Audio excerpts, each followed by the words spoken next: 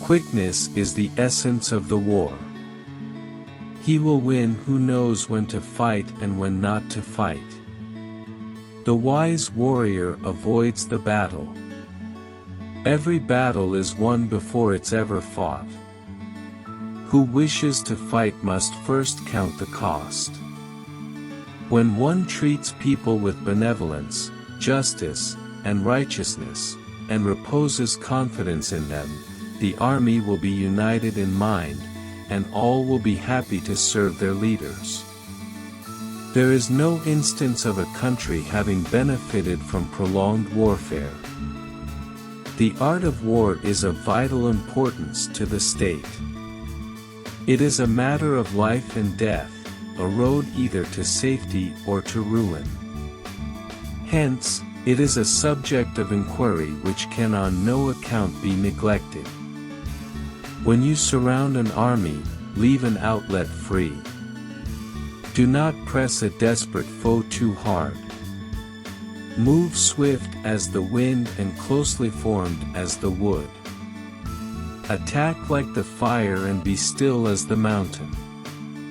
To fight and conquer in all our battles is not supreme excellence.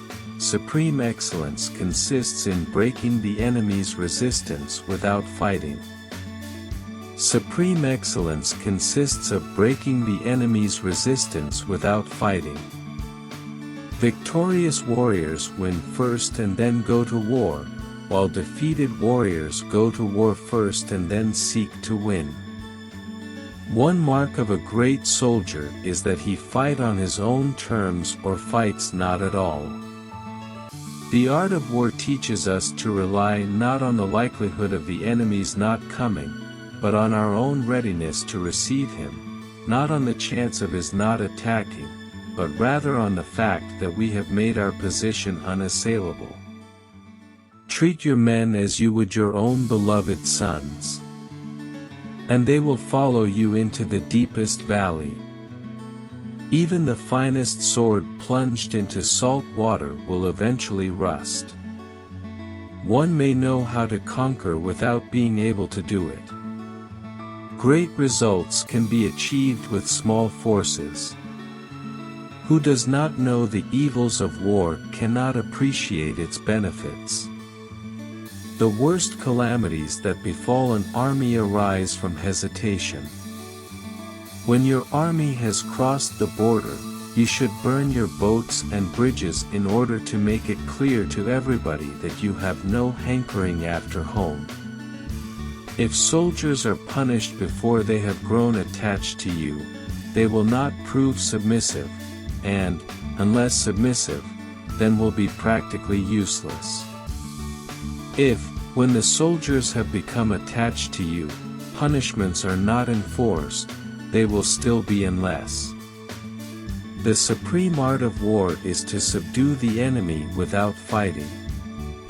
Sweat more during peace, bleed less during war.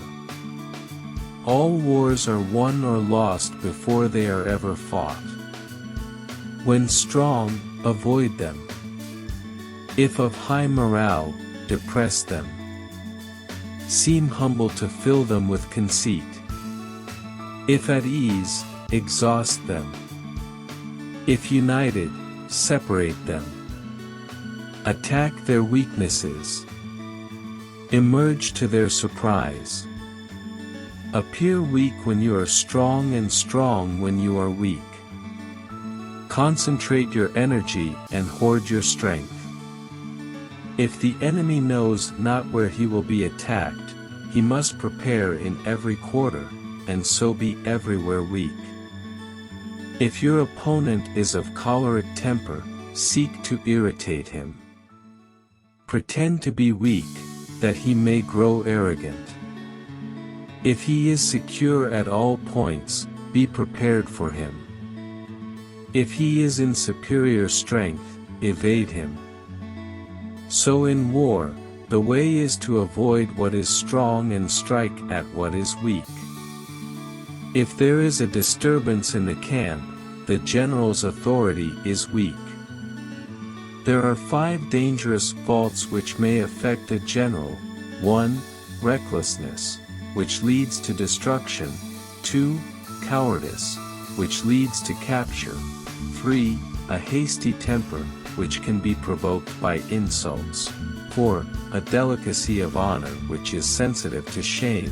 5. Over-solicitude for his men, which exposes him to worry and trouble. It is only the enlightened ruler and the wise general who will use the highest intelligence of the army for the purposes of spying, and thereby they achieve great results. Hence that general is skillful in attack whose opponent does not know what to defend, and he is skillful in defense whose opponent does not know what to attack. If words of command are not clear and distinct, if orders are not thoroughly understood, then the general is to blame. But, if orders are clear and the soldiers nevertheless disobey, then it is the fault of their officers. The skillful employer of men will employ the wise man, the brave man, the covetous man, and the stupid man. The general who wins the battle makes many calculations in his temple before the battle is fought. The general who loses makes but few calculations beforehand. The general who advances without coveting fame and retreats without fearing disgrace, whose only thought is to protect his country and do good service for his sovereign, is the jewel of the kingdom. A wise general makes a point of foraging of the enemy. Leadership is a matter of intelligence, trustworthiness, humaneness, courage, and sternness. The art of giving orders is not to try to rectify the minor blunders and not be swayed by petty doubts. Thus we may know that there are 5 essentials for victory. 1. He will win who knows when to fight and when not to fight. 2. He will win who knows how to handle both superior and inferior forces. 3. He will win whose army is animated by the same spirit throughout all its ranks. 4. He will win who, prepared himself, waits to take the enemy unprepared. 5. He will win who has military capacity and is not interfered with by the sovereign. The line between disorder and order lies in logistics. Thus it is that in war the victorious strategist only seeks battle after the victory has been won, whereas he who is destined to defeat first fights and afterward looks for victory. Strategy without tactics is the slowest route to victory. Tactics without strategy is the noise before defeat. Water shapes its course according to the nature of the ground over which it flows. The soldier works out his victory in relation to the foe whom he is facing. The greatest victory is that which requires no battle. The victorious army is victorious first and seeks battle later. The defeated army seeks battle first and seeks victory later.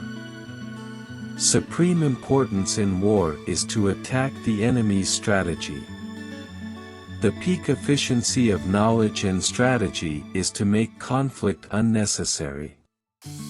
All warfare is based on deception. Hence, when we are able to attack, we must seem unable. When using our forces, we must appear inactive. When we are near, we must make the enemy believe we are far away. When far away, we must make him believe we are near. Let your plans be dark and impenetrable as night, and when you move, fall like a thunderbolt. Energy may be likened to the bending of a crossbow, decision, to the releasing of a trigger. Ponder and deliberate before you make a move. Begin by seizing something which your opponent holds dear, then he will be amenable to your will. Move not unless you see an advantage, use not your troops unless there is something to be gained, fight not unless the position is critical. Be extremely subtle, even to the point of formlessness. Be extremely mysterious, even to the point of soundlessness. Thereby you can be the director of the opponent's fate. When you surround an army, leave an outlet free. Do not press a desperate foe too hard. The skillful tactician may be likened to the shuijian. Now the shuijian is a snake that is found in the Chang Mountains. Strike at its head, and you will be attacked by its tail. Strike at its tail, and you will be attacked by its head. Strike at its middle, and you will be attacked by head and tail both. The quality of decision is like the well-timed swoop of a falcon, which enables it to strike and destroy its victim. Attack is the secret of defense.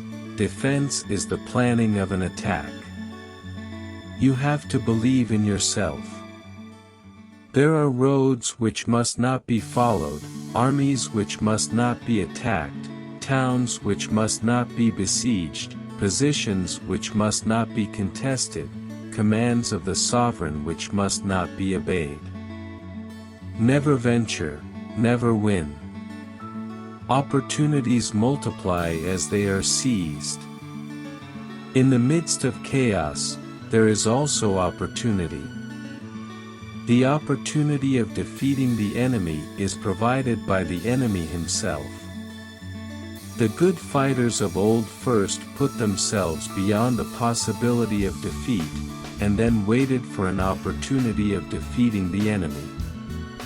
To secure ourselves against defeat lies in our own hands, but the opportunity of defeating the enemy is provided by the enemy himself.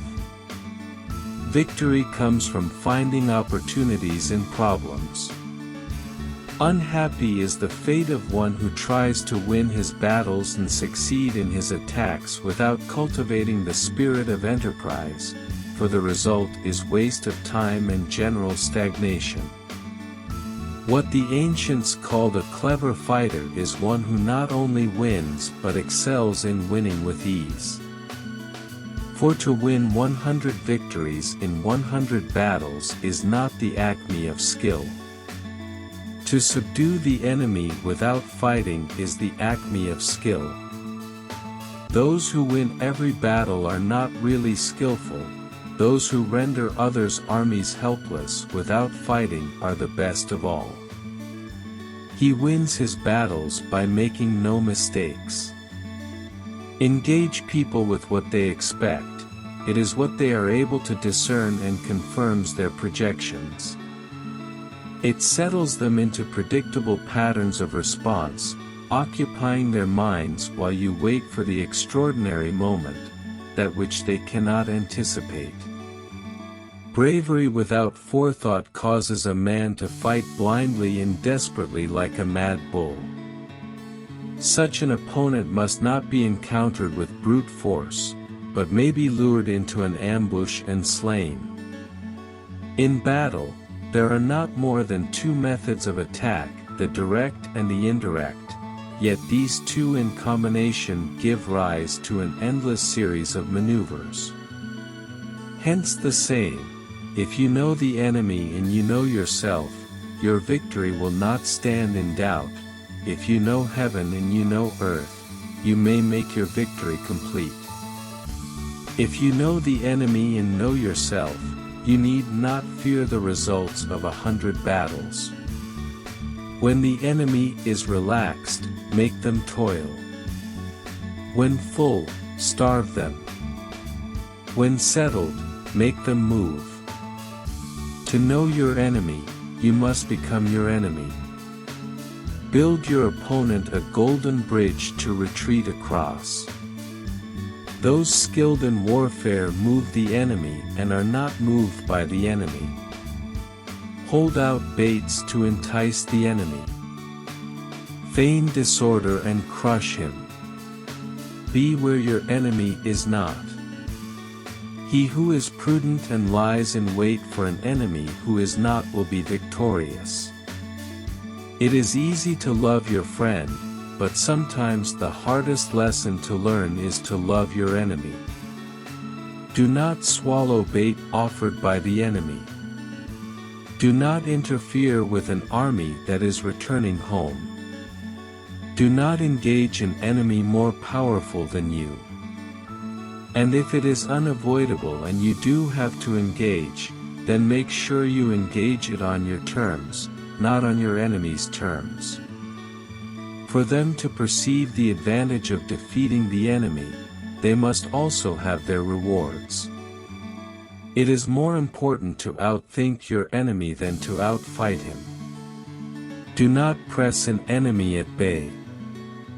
Those skilled at making the enemy move do so by creating a situation to which he must conform. They entice him with something he is certain to take, and with lures of ostensible profit, they await him in strength. Convince your enemy that he will gain very little by attacking you. This will diminish his enthusiasm. When your opponent gives you an opening, be swift as a hare. The whole secret lies in confusing the enemy so that he cannot fathom our real intent. If ignorant both of your enemy and yourself, you are certain to be in peril. Keep your friends close, your enemies even closer. Know thyself, know thy enemy. 1,000 battles, 1,000 victories. If you are far from the enemy, make him believe you are near. Thus, the expert in battle moves the enemy and is not moved by him. When envoys are sent with compliments in their mouths, it is a sign that the enemy wishes for a truce. We cannot enter into alliances until we are acquainted with the designs of our neighbors. Anger may in time change to gladness, vexation may be succeeded by content. But a kingdom that has once been destroyed can never come again into being, nor can the dead ever be brought back to life. Prohibit the taking of omens, and do away with superstitious doubts. Then, until death itself comes, no calamity needs to be feared. If quick, I survive. If not quick, I am lost. This is death. If you fight with all your might, there is a chance of life, whereas death is certain if you cling to your corner. If the mind is willing, the flesh could go on and on without many things. Plan for what is difficult while it is easy, do what is great while it is small. Wheels of justice grind slow but grind fine. Foreknowledge cannot be gotten from ghosts and spirits, cannot be had by analogy, cannot be found out by calculation. It must be obtained from people who know the conditions of the enemy. When the outlook is bright, bring it before their eyes, but tell them nothing when the situation is gloomy. Using order to deal with the disorderly, using calm to deal with the clamorous, is mastering the heart. Rewards for good service should not be deferred a single day. Thank you for watching our video. Please like and share this video, and don't forget to subscribe our channel to get the latest update.